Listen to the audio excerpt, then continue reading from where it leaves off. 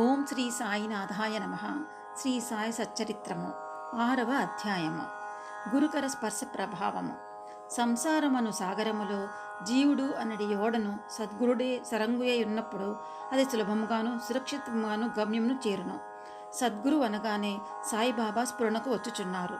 నా కండ్ల ఎదుట సాయిబాబా నిలిచి ఉన్నట్లు, నా నుదుట ఊది పెట్టుచున్నట్లు, నా శిరస్సుపై చేయి వేసి ఆశీర్వదించుచున్నట్లు నాకు కనబడుతున్నది. నా మనసు సంతోషంతో నిండిపోయి కండ్ల నుండి ప్రేమ పొంగి పొరలుచున్నది. గురుహస్త స్పర్శ మహిమ అద్భుతమైనది. ప్రళయాగ్నిచే కూడా కాలనట్టి వాసనామయమైన సూక్ష్మ శరీరము గురుకర స్పర్శ తగలగానే భస్మమైపోవును. అనేక జన్మార్జిత పాప సంచయము పటాపంచలైపోవును. ఆధ్యాత్మిక సంబంధమైన విషయముల వినుటకి విసుగుపడు వారు వాక్కు కూడా నెమ్మది పొందును. శ్రీ సాయి సుందర రూపము కాంచుటతోడనే కంఠము ఆనందాతిరేకముతో గద్గదమగును. కన్నుల నుండి ఆనంద అశ్రులు పొంగి పొరలను. హృదయము భావోద్రేకముతో ఉక్కిరి బిక్కిరి అగును. నేనే తానన్ను స్ఫురణ మేల్కొని ఆత్మ సాక్షాత్కార మందును కలిగించును. నేను నీవు అను భేదభావమును తొలగించి బ్రహ్మైక్యానుభవమును సిద్ధింపచేయును. నేను వేద పురాణాది సద్గంధ్రములు చదువుతున్నప్పుడు నా సద్గురుమూర్తియే అడుగడుగకు జ్ఞప్తికి వచ్చుచుండెను. నా సద్గురువైన శ్రీ సాయిబాబాయే శ్రీరాముడుగా శ్రీకృష్ణుడుగా నా ముందు నిలిచి తన లీలలను తామే వినిపింపచేయనట్లు తోచును. నేను భాగవత పారాయణకు పూనుకొనగానే శ్రీ సాయి ఆపాదమస్తకము కృష్ణుని వలె కనిపించను. భాగవతమో ఉద్ధవ గీతయో తామే పాడుచున్నట్లు అనిపించును. ఎవరితోనైనా సంభాషించినప్పుడు సాయిబాబా కథలే ఉదాహరణములుగా ఇచ్చుటకు జ్ఞప్తికి వచ్చును. నాకై నేను ఏదైనా వ్రాయ తెరపెట్టినచో ఒక మాట గాని వాక్యము గాని వ్రాయుటకు రాదు. వారి ఆశీర్వాదము లభించిన వెంటనే రచనాధార అంతులేనట్లు సాగును. భక్తునిలో అహంకారము విజృంభించగానే బాబా దానిని అణిచివేయును. తన శక్తితో వారి కోరికలను నెరవేర్చి సంతుష్టి చేసి ఆశీర్వదించును. సాయి పాదములకు సాష్టాంగ నమస్కారం చేసి సర్వస్వ శరణాగత చేసిన వానికి ధర్మార్థ కామ మోక్షములు కరతలామలకములుగా ఉండును. భగవత్ సాన్నిధ్యమునకు పోవుటకు కర్మ, జ్ఞాన, యోగ, భక్తి మార్గములు అనేది 4 త్రోవలు కలవు. అవి అన్నింటిలో భక్తి మార్గము కష్టమైనది. అది ముళ్ళు గోతులతో నిండి ఉండును. సద్గురుని సహాయంతో ముళ్లను గోతులను తప్పించుకొని ముందుకు సాగినచో గమ్యస్థానము అవలీలగా చేరవచ్చును. ఈ సత్యమును దృఢముగా నమ్ముడని శ్రీ సాయిబాబా నొక్కి వక్కాణించడివారు. స్వయం సత్తాకమైన బ్రహ్మము జగత్తును సృష్టించు నా బ్రహ్మ యొక్క శక్తి, సృష్టి అను ఈ మూడింటిని గూర్చి తత్వ విచారము చేసి వాస్తవమునకు ఈ మూడును ఒకటే అని సిద్ధాంతీకరించి బాబా తన భక్తుల శ్రేయస్సుగా చేసిన అభయ ప్రధాన వాక్యములను రచయిత ఈ క్రింద ఉదహరించుచున్నాడు. నా భక్తుని ఇంటిలో అన్న వస్త్రములకు ఎప్పుడూ లోటుండదు. నాయందే మనస్సు నిలిపి భక్తి శ్రద్ధలతో మనఃపూర్వకముగా నన్నే ఆరాధించు వారి యోగక్షేమములను నేను చూచెదను. కావున వస్త్రాహారముల కొరకు ప్రయాసపడవద్దు. నీకేమైనా కావలసిన భగవంతుని వేడుకొనుము. ప్రపంచములోని కీర్తి ప్రతిష్ఠలకై ప్రాకులాడట మాని దైవము యొక్క దర్బారులో మన్ననలు పొందుటకు భగవంతుని కరుణా కటాక్షములు సంపాదించుటకు యత్నించుము. ప్రపంచ గౌరవము అందుకొని ఆ భ్రమను విడువుము. మనస్సునందు ఇష్టదైవము యొక్క ఆకారమును నిలుపుము. సమస్తేంద్రియములను మనస్సును భగవంతుని ఆరాధన కొరకే నియమింపుము. ఇతరముల వైపు మనస్సు పోనివ్వకము. ఎల్లప్పుడూ నన్నే జ్ఞప్తి అందించుకునము. మనసును ధన సంపాదనము, దేహ పోషణ, గృహ సంరక్షణము మొదలైన విషయముల పట్ల సంచరించకుండా గట్టిగా నిలుపుము. అప్పుడిది నెమ్మది వహించి శాంతముగును చింతారహితముగును ఉండును. మనస్సు సరి అయిన సాంగత్యంలో ఉన్నదనుటకు ఇదియే గుర్తు. చంచల మనస్కునకు స్వాస్థ్యము చిక్కదు. బాబా మాటలు ఉదహరించిన పిమ్మట గ్రంథకర్త షిరిడీలో జరుగు శ్రీరామనవమి ఉత్సవమును వర్ణించుటకు పూనుకొనెను. షిరిడీలో జరుగు ఉత్సవములన్నిటిలో శ్రీరామనవమియే గొప్పది. సాయిలీల అనగా 1925 పుటలలో 197వ పత్రికలో షిరిడీలో జరుగు శ్రీరామనవమి ఉత్సవం గురించి విపులముగా వర్ణింపబడినది. దానిని సంగ్రహమిట పేర్కొనబడుచున్నది. కోపర్గాంలో గోపాలరావు గుండ్ అననతుడు పోలీసు సర్కిల్ ఇన్స్పెక్టర్గా ఉండను. అతడు బాబాకు గొప్ప భక్తుడు. అతనికి 3 భార్యలున్నప్పటికీ సంతానం కలుగలేదు. శ్రీ సాయి ఆశీర్వాదముచే అతనికి ఒక కొడుకు పుట్టెను. ఆ ఆనంద సమయంలో అతనికి షిరిడీలో ఉరుసు ఉత్సవం నిర్వహించవలనని ఆలోచన కలిగినది.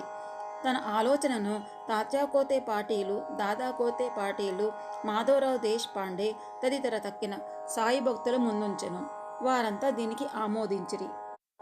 బాబా యొక్క ఆశీర్వాదమును, అనుమతిని పొందిరి. ఇది 1897లో జరిగెను.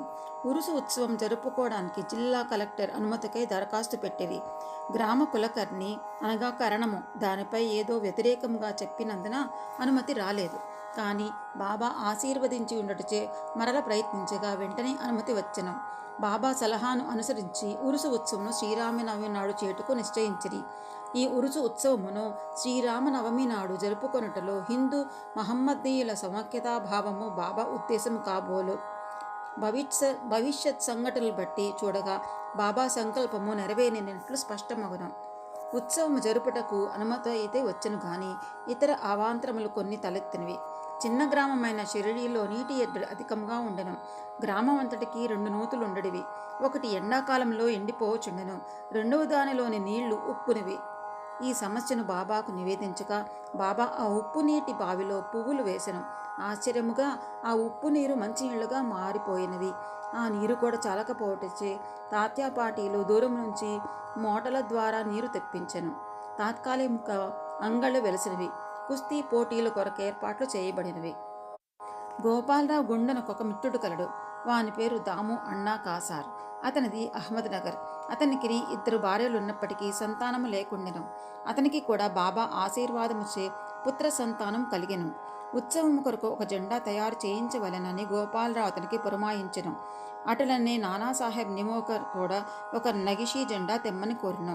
ఈ 2 జెండాలను ఉత్సవంతో తీసుకుని పోయి మసీదు 2 మూలలందు నిలబెట్టిరి. ఈ పద్ధతిని ఇప్పటికీ అవలంబించుచున్నారు. బాబా తాము నివసించిన ఆ మసీదును ద్వారకామాయి అని పిలిచెడివారు. చందనోత్సవము సుమారు 5 ఏళ్ల తర్వాత ఈ ఉత్సవంతో పాటు ఇంకొక ఉత్సవం కూడా ప్రారంభమయ్యెను. కొరాహ్లా గ్రామమునకు చెందిన అమీర్ శక్కర్ దలాల్ అను మహమ్మదీయుడొకడు చందనోత్సవం ప్రారంభించెను. ఈ ఉత్సవము గొప్ప మహమ్మదీయ ఫకీరుల గౌరవార్థము చేయుదురు. వెడల్పు పళ్ళెములో చందనపు ముద్దను ఉంచి తలపై పెట్టుకొని సాంబ్రాణి ధూపములతో బాజా భజంత్రీలతో ఉత్సవమును సాగించెదరు. ఉత్సవం మూరేగిన పిమ్మట మసీదునకు వచ్చి మసీదు గూటిలోని గోడలపైనను ఆ చందనమును చేతితో అందరినూ తట్టెదరు. మొదటి 3 సంవత్సరములు ఈ ఉత్సవమును అమీర్ శక్కర్ నిర్వహించెను. పిమ్మట అతని భార్య ఆ సేవను కొనసాగించెను. ఒకే దినమందు పగలు హిందువులచే జెండా ఉత్సవము, రాత్రిలందు మహమ్మదీయులచే చందనోత్సవమే అరమరికలు లేక జరుగుతున్నవి. షిరిడీలో జరుగు శ్రీరామనవమి ఉత్సవము బాబా భక్తులకు ముఖ్యమైనది, పవిత్రమైనది. భక్తులందరూ వచ్చి ఈ ఉత్సవంలో పాల్గొంచుండిరి. బయట ఏర్పాట్లనియు తాత్యాకోతే పాటీలు చూచుకొనివాడు. ఇంటి లోపల చేయవలసినవనియు రాధాకృష్ణమాయి అను భక్తురాలు చూచుచుండెను. ఉత్సవ దినములలో ఆమె నివాసం భక్తులతో నిండిపోయేది. ఆమె వారికి కావలసిన ఏర్పాట్లు చూచుకుంటే గాక ఉత్సవమునకు కావలసినంత సరంజామానంతయు సిద్ధపరచుచుండెను. అంతేకాదు స్వయముగా ఆమె మసీదును శుభ్రపరిచి గోడలకు సున్నము వేయుచుండెను. మసీదు గోడలు బాబా వెలిగించు దునిమూలముగా మసిబట్టి ఉండడివి. మండుచున్న దునితో సహా మసీదులోని వస్తువులన్నింటినీ తీసి బయటపెట్టి మసీదు గోడలను చక్కగా కడిగి వెళ్ళవేయుచుండెను. ఆమె ఇదెంతయు బాబా చావడిలో పరుండినప్పుడు చేసేది. ఈ పనిని శ్రీరామనవమికి 1 రోజు ముందే పూర్తి చేయుచుండెను. పేదలకు అన్నదానము అనిన బాబాకు చాలా ప్రీతి. అందుచే ఈ ఉత్సవ సమయమందు అన్నదానము విరివిగా చేయుచుండిరి. భోజన పదార్థములో మిఠాయిలు రాధాకృష్ణ ఇంట్లో విస్తారంగా వండబడివి. అనేక మంది సంపన్నులైన సాయి భక్తులు స్వచ్ఛందముగా పూనుకొని ఈ సేవలో పాల్గొనుచుండెడివారు. ఉరుసు శ్రీరామనవమి ఉత్సవంలో మారిన వైనము. ఈ ప్రకారముగా 1897 నుండి 1911 వరకు ఉరుసు ఉత్సవము శ్రీరామనవమి నాడు వైభవంగా జరుగుచుండెను.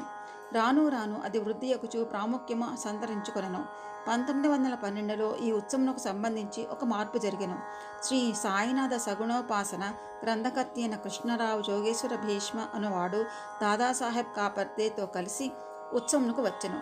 వారు దీక్షిత్ వాడాలో బస చేసిరి. ఉత్సవం ముందు రోజు కృష్ణారావు దీక్షిత్ వాడా వసారాలో పండుకొని ఉండెను. ఆ సమయంలో లక్ష్మణరావు ఉరఫ్ కాకా మహాజన్ పూజా పరిక్రమల పళ్ళెమితో మసీదుకు పోవుచుండెను. అతనిని చూడగానే భీష్మకు ఒక కొత్త ఆలోచన తట్టెను. వెంటనే కాకా మహాజన్ని దగ్గర పిలిచి అతనితో ఉరుసు ఉత్సవంను శ్రీరామనవమి నాడు చేయుటలో భగవద్ ఉద్దేశము ఏదో ఉండవచ్చును. శ్రీరామనవమి హిందువులకు చాలా ముఖ్యమైన పర్వదినము కనుక ఈ దినమందు రామ జన్మోత్సవం ఏల జరపకూడదని అడిగాను. కాకా మహాజనికి ఆ ఆలోచన బాగా నచ్చింది. తమ సంకల్పమునకు బాబా అనుమతి సంపాదించుటకు ఆయుక్తమయ్యిరి. కానీ భగవత్ సంకీర్తన చేయుటకు అంత తక్కువ వ్యవధిలో హరిదాసును సంపాదించుట కష్టము. ఈ సమస్యను కూడా తుదకు భీష్మయే పరిష్కరించెను. ఎట్లన అతని వద్ద రామాఖ్యానమ శ్రీరాముని చరిత్ర సిద్ధంగా ఉండుటచే అతడి దానిని సంకీర్తన చేయుటకు కాకా మహాజని హార్మోనియం వాయించుటకు తీర్మానించిరి. చక్కెరతో కలిపిన సొంఠి గుండ ప్రసాదము రాధాకృష్ణమాయి చేయుటకు ఏర్పాటుకయ్యను. బాబా అనుమతి పొందుటకే వారు మసీదుకు పోయిరి. సర్వజ్ఞుడైన బాబా వాడలో ఏమి జరుగుతున్నదని మహాజనిని ప్రశ్నించెను. బాబా అడిగిన ప్రశ్నలోని అంతరార్థమును మహాజని గ్రహించలేక ఏమీ జవాబివ్వక మౌనముగా ఉండెను. బాబా అదే ప్రశ్న భీష్మని అడిగెను. అతడు శ్రీరామనవమి ఉత్సవము చేయవలెనన్న తమ ఆలోచనను బాబాకు వివరించి అందులకు బాబా అనుమతి ఇవ్వవలెనని కోరెను. బాబా వెంటనే ఆశీర్వదించెను. అందరూ సంతసించి రామజయంతి ఉత్సవమునకు సంసిద్ధులైరి. ఆ మరుసటి దినము మసీదును అలంకరించి రాధాకృష్ణమాయ యొక్క ఊయలనిచ్చెను. దానిని బాబా ఆసనం ముందే వేలాడగట్టిరి. శ్రీరామ జన్మోత్సవ వేడుక ప్రారంభమయ్యెను. భీష్ముడు కీర్తన చెప్పుటకు లేచెను. మహాజని హార్మోనియం మీద కూర్చును. అప్పుడే లెండి నుండి మసీదుకు వచ్చిన బాబా అదంతయు చూచి మహాజనని పిలిపించెను. రామ జన్మోత్సవం జరుపుటకు బాబా ఎప్పుకొనో లేదో ఏమగునో అని జంకుతూ అతడు బాబా వద్దకు వెళ్ళెను. అది అంతయో ఏమని, అక్కడ ఊయలు ఎందుకు కట్టిరని బాబా అతనిని అడిగెను. శ్రీరామనవమి మహోత్సవం ప్రారంభమైనదనియు అందులోకై ఊయల కట్టిరనియు అతడు చెప్పెను. బాబా మసీదులో నుండి భగవంతుని నిర్గుణ స్వరూపమును సూచించు నింబారు నుండి 2 పూలమాలలను తీసి ఒకటి మహాజని మెడలో వేసి ఇంకొకటి భీష్మకు పంపెను. హరికృత ప్రారంభమయ్య రామకథా సంకీర్తనము ముగియగానే బాజాభజంత్రి ధ్వనుల మధ్య శ్రీరామచంద్రమూర్తికి జై అను జయ జయ ధ్వానములు చేయుచు పరమోత్సాహముతో అందరూ ఒకరిపై ఒకరు గులాల్ అనగా ఎర్రని రంగు పొడి చల్లుకొనిరి. అంతలో ఒక గర్జన వినబడెను. భక్తులు చల్లుకొనుచుండిన గులాలు ఎటునో పోయి బాబా కంటిలో పడినావు. బాబా కోపంతో బిగ్గరగా తిట్టుడు ప్రారంభించెను. ఇది చూచి చాలామంది భయముతో పారిపోయిరి. కానీ బాబా యొక్క సన్నిహిత భక్తులు మాత్రము అవన్నీ తిట్ల రూపముగా బాబా తమకిచ్చిన ఆశీర్వాదములను గ్రహించి కదలక అక్కడే ఉండిరి. శ్రీరామ జయంతి నాడు రావణుడని అహంకారాది అరిషడ్వర్గమును సంహరించుటకు శ్రీ సాయి రూపములో ఉన్న శ్రీరాముడు ఆగ్రహించుట సహజమే కదా అని భావించిరి. షిరిడీలో ఏదైనా క్రొత్తది ప్రారంభించినప్పుడల్లా బాబా కోపించుట ఒక రివాజు. దీనిని తెలిసిన వారు గమ్మున ఊరుకుండిరి. తన ఊయలను బాబా విరుచును అను భయంతో రాధాకృష్ణమాయి మహాజనని పిలిచి ఊయలను తీసుకుని రమ్మనెను. మహాజని పోయి దాన్ని విప్పుచుండగా బాబా అతని వద్దకు పోయి ఊయలను తీయవలదని చెప్పెను. కొంతసేపటికి బాబా శాంతించెను. ఆనాటి మహాపూజ ఆరతి మొదలగునవి ముగిసెను. సాయంత్రము మహాజని పోయి ఊయలను విప్పుచుండగా ఇంకనూ దాని అవసరం ఉన్నదని కనుక దాన్ని ఇప్పవద్దని బాబా అతన్ని వారించెను. రామనవమి మరుసటి దినమున జరుపు గోపాల కలోత్సవముతో గాని ఉత్సవం పూర్తి కాదనే విషయము అప్పుడు భక్తులకు స్ఫురించెను. మరునాడు శ్రీకృష్ణ జననము నాడు పాటించు కాలహండి అను ఉత్సవము జరిపిరి. కాలాహండి అనగా నల్లని కొండలో అటుకులు, పెరుగు, ఉప్పు, కారము కలిపి వేలాడగట్టెదరు. హరికథ సమాప్తమైన పిమ్మట దీనిని కట్టెతో పగలగొట్టెదరు. రాలిపడిన అటుకులను భక్తులకు ప్రసాదంగా పంచిపెట్టెదరు. శ్రీకృష్ణ పరమాత్ముడు ఈ మాదిరిగానే తన స్నేహితులకు గొల్లపిల్లవాంటుకు పంచిపెట్టుచుండెను. ఆ మరుసటి దినము ఇవన్నీ పూర్తి అయిన పిమ్మట ఊయలను విప్పుటకు బాబా సమ్మతించెను. శ్రీరామనవమి వేడుకలు ఈ విధముగా జరిగిపోచుండగా పగటి వేళ పతాకోత్సవము, రాత్రి అందు చందనోత్సవం కూడా యథావిధిగా జరిగినవి. ఈ విధముగా ఆనాటి నుండి ఉరుసు ఉత్సవము శ్రీరామనవమి ఉత్సవంగా మారెను. 1913 నుండి శ్రీరామనవమి ఉత్సవంలోని అంశములు క్రమముగా హెచ్చినవి. చైత్రపాఠ్యమి నుంచి రాధాకృష్ణమాయి నామ సప్తాహము ప్రారంభించుచుండెను. అందరూ కూడా పంతుల వారీగా అందు పాల్గొనుచుండిరి. ఒక్కొక్కప్పుడు రాధాకృష్ణమాయి కూడా వేకుజాముననే భజనలో చేర్చుండెను. శ్రీరామనవమి ఉత్సవంలో దేశమంతటా జరుగుటచే హరికథా కాలక్షేపం చేయు హరిదాసులు దొరకట దుర్లభంగా ఉండెను. శ్రీరామనవమికి 5-6 రోజుల ముందు ఆధునిక తుకారాం అని పిలువబడు బాలాబువా మాలి అను సంకీర్తనకారుని కాకా మహాజని యాదృచ్ఛికంగా కలియుట తటస్థించినది. శ్రీరామనవమి నాడు సంకీర్తన చేయుటకు మహాజని అతనిని షిరిడీ తోడ్కొని వచ్చెను. ఆ మరుసటి సంవత్సరం కూడా అనగా 1914లో తన స్వగ్రామమైన సతారా జిల్లా బృహత్ సిద్ధకవటే గ్రామంలో ప్లేగు వ్యాపించి ఉండట చేత బాలాబువా సతార్కర్ సంకీర్తన కార్యక్రమంలో లేక ఖాళీగా ఉండెను. కాకాసాహెబ్ దీక్షిత్ ద్వారా బాబా అనుమతి పొంది అతడు షిరిడీ వచ్చి హరికథా సంకీర్తనము చేసెను. బాబా అతనిని తగినట్లు సత్కరించెను. 1914 సంవత్సరంలో ప్రతి సంవత్సరం శ్రీ రామనవమి నాడు షిరిడీలో సంకీర్తన చేయు బాధ్యతను శ్రీ దాసగను మహారాజునకు బాబా అప్పగించుట ద్వారా ఏటేటా ఒక్కొక్క క్రొత్త హరిదాసును పిలుచు సమస్య శాశ్వతముగా పరిష్కరింపబడెను. 1912 నుండి ఉత్సవము రాను రాను వృద్ధి పొందుచుండెను. చైత్రశుద్ధి అష్టమి మొదలు ద్వాదశి వరకు షిరిడీ తేనె త్రొట్టె వలె ప్రజలతో కిటకిలాడుచుండెను. అంగళ్ళు సంఖ్య పెరిగిపోయెను. కుస్తీ పోటీలలో అనేక మంది ప్రముఖ మల్లులు పాల్గొనుచుండిరి. పేదలకు అన్న సంతర్పణ విరివిగా జరుగుచుండెను. రాధాకృష్ణమాయి కృషిచే షిరిడీ యొక్క సంస్థానముగా రూపొందించెను. వివిధములైన హంగులు అలంకారములు పెరిగినవి. అలంకరింపబడిన గుర్రము, పల్లకి, రథము, పాత్రలు, వెండి సామానులు, బాల్టీలు, వంట పాత్రలు, పటములు, నిలువుటద్దములు మొదలైనవి బహూకరింపబడెను. ఉత్సవమునకు ఏనుగులు కూడా వచ్చెను. ఇవి అన్నీ ఎంత హెచ్చైనప్పటికీ సాయిబాబా వీరిని ఏమాత్రం లక్ష్య పెట్టక యథాపూర్వము నిరాడంబరులై ఉండేవారు.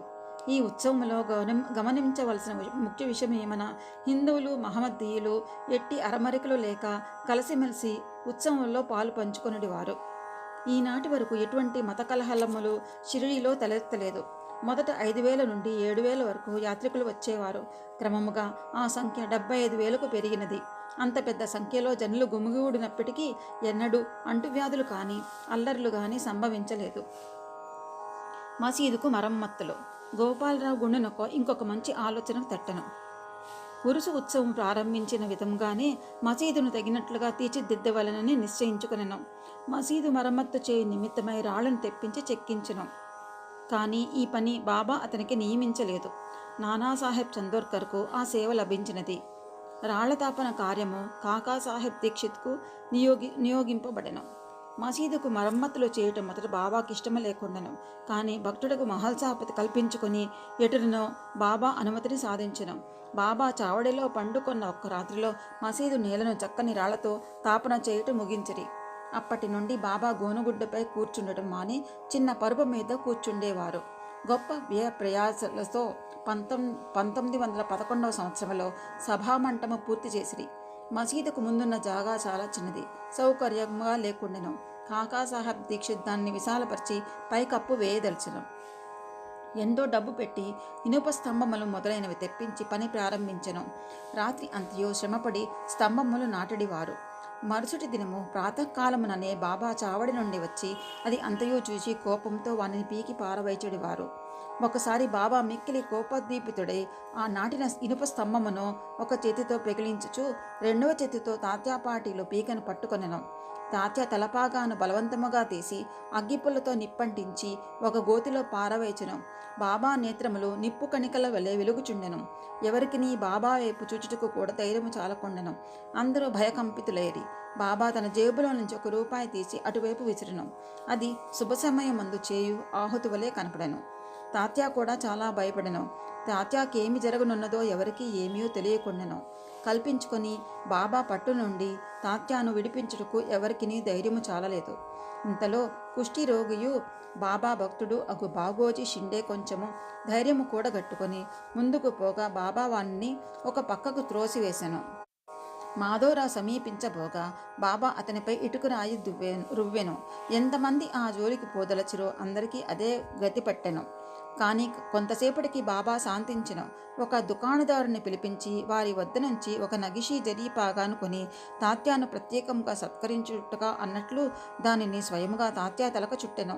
బాబా యొక్క ఈ వింత చర్యను చూచిన వారెల్లరూ ఆశ్చర్యముగ్నులైరి. అంత త్వరలో బాబాకెట్లు కోపము వచ్చెను, ఎందుచేత ఈ విధముగా తాత్యాను శిక్షించెను, వారి కోపము తక్షణమే ఎట్లు చల్లబడెను అని అందరూ ఆలోచించుచుండిరి. బాబా ఒక్కొక్కప్పుడు శాంతమూర్తి వలె కూర్చుండి అత్యంత ప్రేమానురాగంతో మాట్లాడుచుండేవారు. అంతలో నకారముగా కోపించేవారు. అటువంటి సంఘటనలు అనేకములు కలవు. కానీ ఏది చెప్పవలనో విషయము తేల్చుకొనలేకున్నాను. అందుచే నాకు జ్ఞాపకము వచ్చినప్పుడల్లా ఒక్కొక్కటి చెప్పెదను. 6వ అధ్యాయం సంపూర్ణం. ఓం శ్రీ సచ్చిదానంద సద్గురు సాయినాథ్ మహారాజ్ కీ జై. సద్గురు శ్రీ సాయినాథార్పణమస్తు.